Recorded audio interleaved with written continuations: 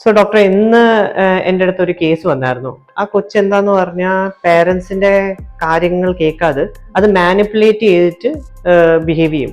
ഭയങ്കര ഹൈ ഇന്റലിജൻസാ, 5 വയസ്സേ ഉള്ളൂ, പക്ഷെ ഇന്റലിജൻസ് അടിപൊളിയാ. പക്ഷെ പറയുവാണെങ്കിൽ എന്തെങ്കിലും വാക്കുകൾ പേരൻസ് പറഞ്ഞാൽ അത് അതേപടി തന്നെ പോയി അത് ഉപയോഗിക്കും. അതുപോലെ തന്നെ അതിനെ മിസ്യൂസ് ചെയ്യും പേരൻസിനെ മാനിപ്പുലേറ്റ് ചെയ്യാൻ വേണ്ടി. അപ്പം ഇതിനെ ടാർഗറ്റ് ചെയ്തത് നല്ലതാണോ? അതെ, ഉറപ്പായിട്ടും. എന്താന്ന് വെച്ചാല് കുട്ടികള് അവരുടെ ഒരു സെൽഫിഷ് മോട്ടീവ് ഉണ്ടാകും ഇതിന്റെ പുറകില്. അതും ഒരു റീസൺ ആണ് പേരൻസിനെ മാനിപ്പുലേറ്റ് ചെയ്യാനും ഒക്കെ. പക്ഷെ ഇതിലും ഏറ്റവും ഇമ്പോർട്ടന്റ് എന്ന് പറയുന്ന കാര്യം, ഇത് നമ്മളൊരു ഫ്യൂച്ചറിൽ ഉണ്ടാകുന്ന ഒരു പേഴ്സണാലിറ്റി ഡിസോർഡറിന്റെ അല്ലെങ്കിൽ ഒരു കണ്ടക്റ്റീവ് ഡിസോർഡറിന്റെ ഒരു ഇൻഡിക്കേറ്റഡ് സിംറ്റം ആണ് ഇത്. നമ്മളിത് ഏർലി ഡയഗ്നോസിസ് ആണ് ഇമ്പോർട്ടന്റ്.